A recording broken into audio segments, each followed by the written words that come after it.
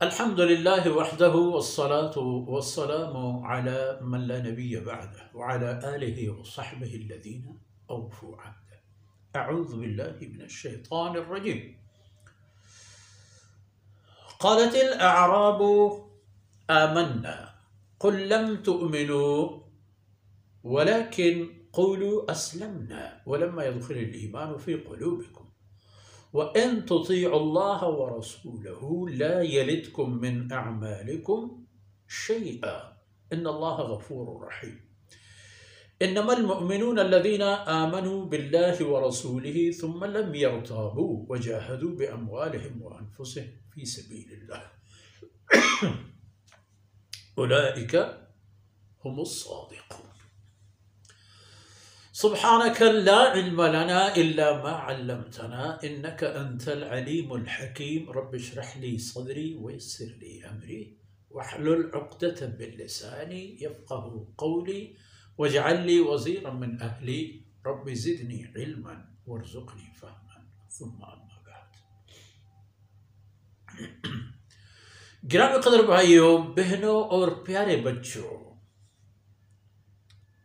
قالت الاعراب آمنا. اب جب اللہ نے اسلام کو روزمرہ فتوحات سے نوازا، مسلمان بڑھتے گئے، ترقیات آ گئی، علاقے فتح ہوئے، دشمنوں کو شکست ہوئی. دشمن مسلمانوں کے دشمن تو تھے لیکن دراصل وہ اللہ کے دشمن تھے، اور وہ اللہ کے نام پر، اللہ کی طاقت پر دشمنوں سے لڑتے تھے اور کامیاب ہو جاتے تھے. کوئی لڑائی ایسی نہیں تھی کہ جو مسلمانوں کے لیے ایسے فیصلہ کن تباہی کا سبب بنے کہ دوبارہ وہ نہ سنبھل سکے. جہاں بھی ہم کہیں جائیں تو غزوہ احد موقع پر آتا ہے، مگر احد کے بعد دیکھیں کیا ہوا، اسی احد کے اندر کیا ہوا، وہ پھر الگ بات ہے. انشاءاللہ کسی موقع پر دل کھول کر اس پر بھی بات کریں گے انشاءاللہ. تو یہ سلسلہ جب چلتا رہا، اب لوگ آتے رہے، جڑتے رہے، کیونکہ اب مفاد اسی میں تھا. دیہاتوں سے لوگ آ گئے. اب دیہات کے لوگ غیر مہذب قسم کی طبیعت کے مالک ہوتے ہیں، لاپرواہ قسم کی طبیعت ہوتی ہے ان کے حیوانات کے ساتھ رہنے سہنے کی وجہ سے. وہ بھی آتے گئے اور آپ صلی اللہ علیہ وسلم سے یہ بظاہر اظہار کرتے رہے کہ ہم بھی مومن ہیں، ہم نے بھی ایمان قبول کیا ہے، ہم بھی آپ کے ساتھی ہیں، ہم بھی کچھ ہیں. تو فرمایا ان سے کہہ دو ہر ایرے غیر مومن نہیں ہوتا. لا تقولوا قل لم تؤمنوا. ان سے فرما دیجئے کہ آپ لوگ مومن نہیں ہو. اب مومن اگلے آیت میں آئیں گے. مومن کون ہوتے ہیں اس کو وہیں جا کر دیکھ لو. لم تؤمنوا، مومن تو نہیں ہو، ایمان تو تم لوگ نہیں لا چکے ہو، یہ تمہاری دل و جان کی بات نہیں ہے. ولیکن قولوا اسلمنا، آپ لوگ بتا دو کہ ہم مسلمان ہو گئے ہیں، ہم نے اپنے آپ کو آپ کے سپرد کر دیا ہے. اب مسلمان ہو چکے ہیں، کوئی لالچ کی بنیاد پر یا کسی خوف کی وجہ سے یا کسی مفاد کے خاطر، لیکن جو بھی ہو ان سے فرما دیجئے وَلَمَّا يَدْخُلِ الْإِيمَانُ فِي قُلُوبِكُمْ، ابھی تک ایمان نے تمہارے دلوں میں گر نہیں کیا ہے، لیکن امکان موجود ہے، فرصت موجود ہے، موقع موجود ہے. اپنے آپ کو کامل و شامل مسلمان بنا دو. ابھی تک اگر ایمان دل کے اندر گر نہیں کر گیا ہے تو ایمان کو جگہ دو. اللہ کی فرمودات سنو، جناب رسول اللہ صلی اللہ علیہ وسلم کی ملکوتی زبان سے آتے ہیں. آپ صلی اللہ علیہ وسلم کیا فرماتے ہیں؟ قرآن کی آیتیں تلاوت کرتے ہیں آپ کے پاس، اور جو کچھ خود فرماتے ہیں آن حضرت صلی اللہ علیہ وسلم کی یہی فرمودات بھی قرآن کے دائرے میں ہیں، وہ اللہ رب العزت کی توفیق سے ہیں. آپ کی کوئی بات اللہ کے احکامات سے ہٹ کر یا ان سے باہر نہیں ہے. تو پھر تم لوگ یہ کرو کہ وَأَن تُطِيعُوا اللَّهَ وَرَسُولَهُ لَا يَلِدْكُم مِّنْ أَعْمَالِكُمْ شَيْئًا، اگر سچ مچ تم اللہ اور اس کے رسول کی اطاعت کرو گے تو تمہاری کوئی بھی عمل ضائع نہیں ہوگا. حتیٰ کہ جو آ گئے تھے ایمان محکم نہیں تھا، مضبوط نہیں تھا، نیت مخلصانہ نہیں تھا، ان کو بھی اللہ رب العزت ضائع نہیں کر دیتا، وہ بھی شامل کیے جائیں گے.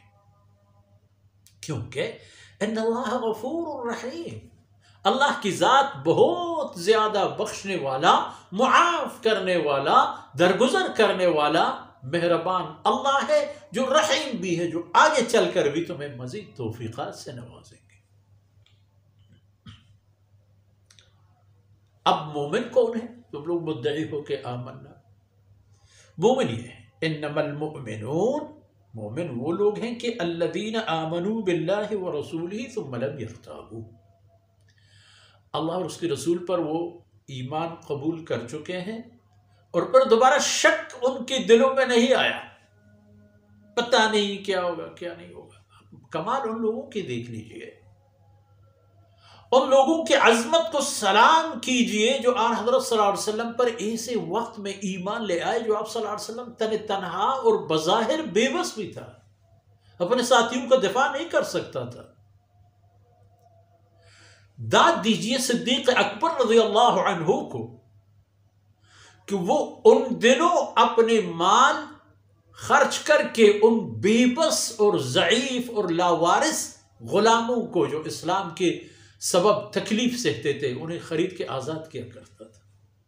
حتیٰ کہ دور دور تک ایسا امکان نظر نہیں آ رہا تھا کہ سلطنت محمدیہ قائم ہوگی، رہتی دنیا تک قائم ہوگی، اور اس آپ صلی اللہ علیہ وسلم کا پہلا خلیفہ ابو بکر صدیق رضی اللہ عنہ قرار پائیں گے، جو آن حضرت صلی اللہ علیہ وسلم کے بعد بہترین نمونت ہوں گے خلافت راشدہ کی، اور خلافت راشدہ بہترین نمونہ ہوگی امت مسلمہ میں حاکمیت الہی کی. دور دور تک ایسی بات نہیں تھی، لیکن لم یرتابوا، شک نہیں آیا ان کے دلوں میں. وجاہدوا باموالہم وانفسہم فی سبیل اللہ، اپنی جان لے لی، اپنا مال لے لی اور اللہ کے راستے میں چل پڑے. نہیں آئے کہ یا رسول اللہ ہم جہاد کے لیے جانا چاہتے ہیں، ہمارے لیے انتظام کرو. نہیں، ایسے درخواستیں صرف ان لوگوں کی آتی تھی جن کے پاس اللہ گواہ تھا کہ کچھ بھی نہیں ہے، مگر دل و جان سے ان کی آرزو ہے کہ وہ بھی اللہ کے لیے جائیں، لڑیں، مریں، ماریں. ان کی بات الگ تھی. عام و خاص اپنے مال لے کے، اپنے وسائل سے لیس اور آراستہ ہو کر کے میدان میں آتے، یا رسول اللہ یہ میں، نام لکھوا دیجیے.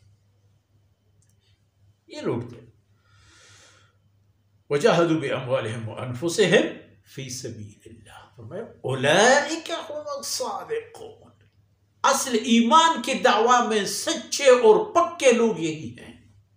آپ لوگ ان کے رستوں پہ چلو، آپ لوگ بھی ان کو اپنے ماڈل بنا دو، نمونہ بنا دو، اور ان کے پیچھے چلنے والے بنو تو بات بنے گی. سے فرمایا یہ چونکہ اصولوں کی بات ہے، زیست اور طریقہ زندگی ایک مسلمان کی کیسے ہونی چاہیے، اس ادب کے اعتبار سے اگر دیکھا جائے ہر مسلمان کے لیے بھی یہی ہے کہ وہ اللہ کے دین کی طرف آئے، اللہ کے فرمودات لے لے، بغیر رضا اور رغبت کے، بغیر کسی لالچ اور طمع کے، صرف اللہ کے لیے اپنی جان لٹائے، مال لٹائے، سب کچھ اللہ کو دے اور اللہ سے جنت لے لے. ان معروضات کے ساتھ ہی آج کی باتیں اختتام پذیر ہوتی ہیں.